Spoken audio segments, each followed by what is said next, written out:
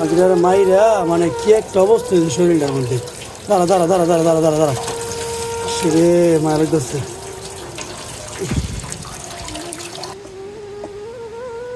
হলুদ লয়ে লইলাম আর কি, বুঝতেছি এটা যত্ন করতেছে যে আদর সর্বশেষ রে স্যার স্যার স্যার স্যার ব্যথা ভাবি। আহা এটা আড়া হয়ে গেছে, কালা হইয়া যান তাল গেছে দেখছো আড্ডি করেছে।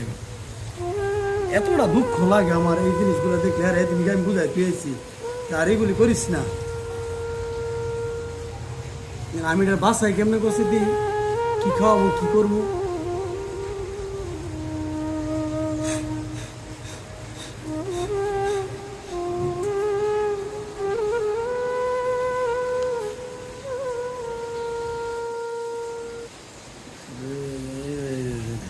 এই রক্ষে দিয়েছে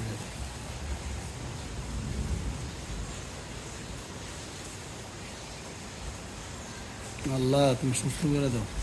খাওয়া মুখিটা রেখে থাকবো কেমনে।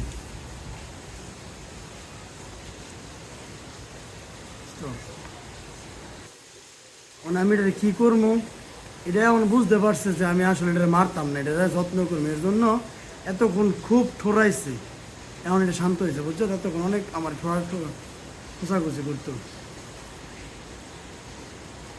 মা এটা কিসে রে, গলা ফুললে কিসে যে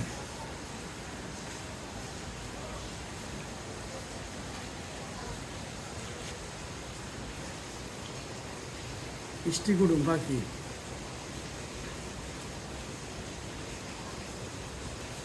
এটা বুঝতে পারছে যে না আমারে মারতো না, আমার আদর করতেছে।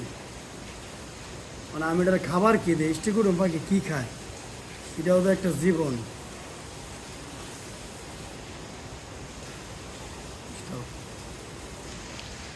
আনলাম মায়া কইরা যত্ন করলাম, কিন্তু আমি এটা খাওন দিমু কি, আমি তো জানি না মিষ্টি কুটুম পাখি কি খায়, কিন্তু মায়া লাগতেছে।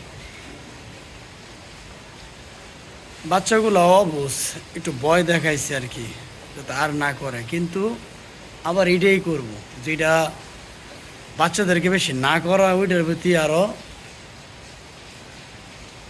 বাইরা জায়গা ওইটাই করব। তো পাখি কিন্তু বিলুপ্তি যেতেছে গা, মিষ্টি কুটুম পাখি আমি দেখি না, 10 বছর পরে দেখলাম।